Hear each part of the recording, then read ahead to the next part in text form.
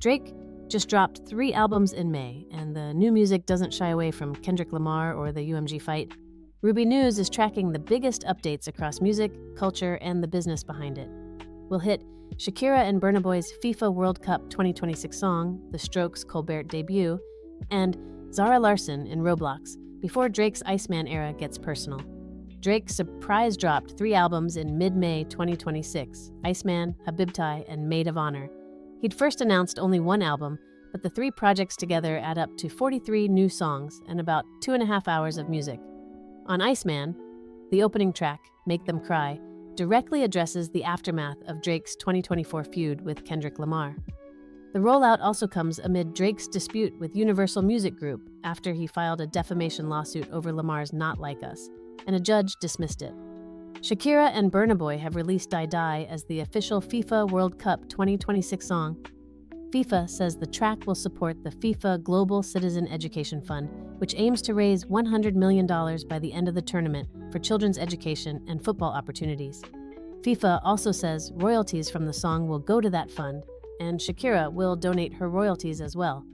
The song is out now on streaming platforms, and FIFA says it captures the energy, passion, and global spirit of the tournament.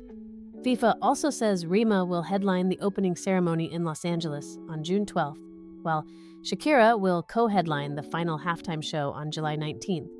The Strokes debuted their new song, Falling Out of Love, on The Late Show with Stephen Colbert.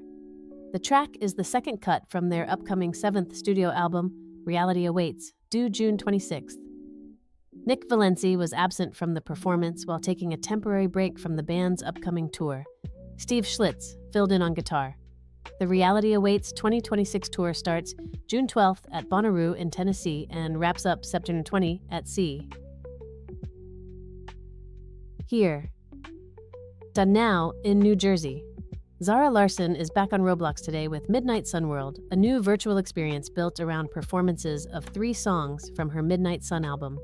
Sony's Immersive Music Studios team created the experience, which also includes obby mini-games, flower planting, a scavenger hunt, and merch fans can buy with Robux. It's a notable return since Larsson's first Roblox activation generated more than $1 million in virtual merch sales in 2021. On the same day, EsDeeKid is heading to Fortnite with an official outfit, accessories, emotes, and 3 jam tracks for festival mode.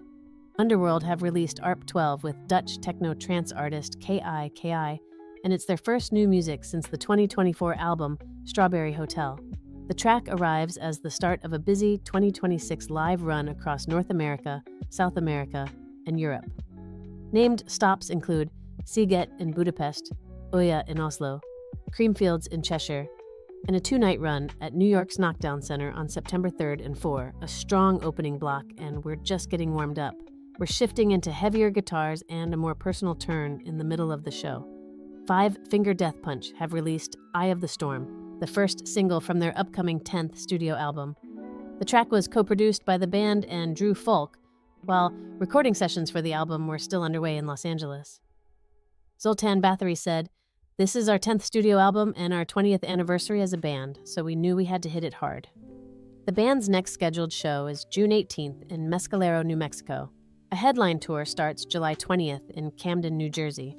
Anthrax have announced Cursum Perficio, their 12th studio album, set for release on September 18th, 2026, via Megaforce Records.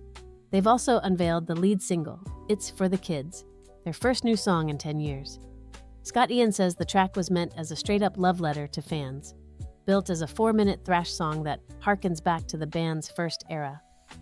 Then the mood shifts sharply as Drake opens up about his father on Iceman. Drake's Iceman opens with a deeply personal revelation.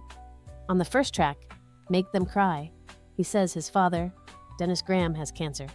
Iceman arrived on May 14th and 15th, 2026, and it's being described as Drake's 9th solo studio album. The song also carries a reflective mood, with Drake taking on fame, money, expectations, therapy, and family pressure. After that, French Montana takes a smaller but clever route with SoundCloud. French Montana has used SoundCloud's follower-exclusive releases feature to drop Grimey for his followers before it lands on other streaming services. SoundCloud launched the feature in March. The company says it's designed to give fans first access to an early demo, a work-in-progress track, or a surprise release.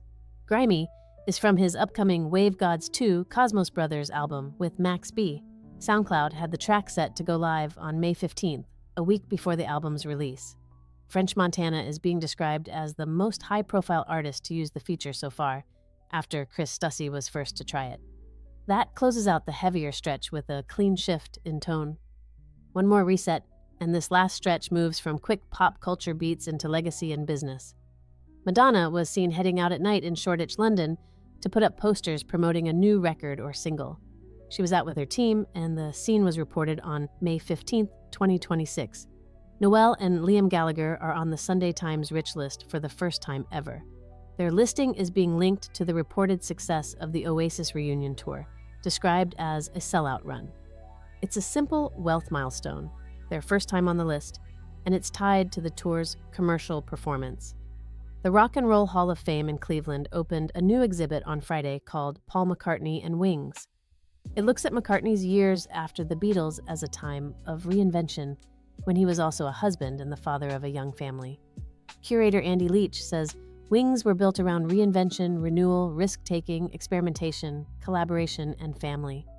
The exhibit brings together instruments, handwritten notes, Linda McCartney photographs, stage-worn clothing, diary pages, lyrics, a partial Wings Over America plane, and a recreation of the Scottish farmhouse kitchen where Paul and Linda lived and recorded.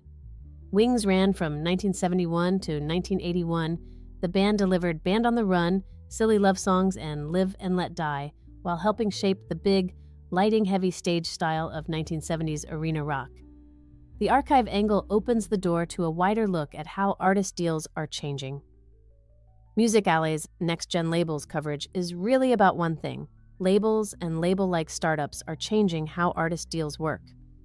Good Boy Records partnered with James Blake after his major label exit. It helped assemble a financing group with Virgin Music Group and Stellar Music, so everyone shares in the album's commercial success. Other labels are also pitching songwriter points, including Milk and Honey Records, Facet Records, and Apple Tree Records. And on the AI side, the changes are practical. Good Boy built Clearnote to draft contracts. Merlin struck licensing deals with Udio and 11 Labs, and Greater Music Group is using AI across A and R, artist development, fan intelligence, and catalog optimization. Warner Music Group and GMM Music are expanding their partnership with a new project called Gliide. Gliide is an artist development platform designed to help Asian pop artists reach a global audience from their very first release, instead of being developed for one territory first and then exported later. The first example is SVRN, an artist from Thailand, who has released the single Y, along with an accompanying music video. Japatikal Panikbutur says Gliide is meant to support how artists move across markets, not control it. A broad finish, with the story landing on legacy and what's next. Thanks for watching Ruby News. We'll see you next time.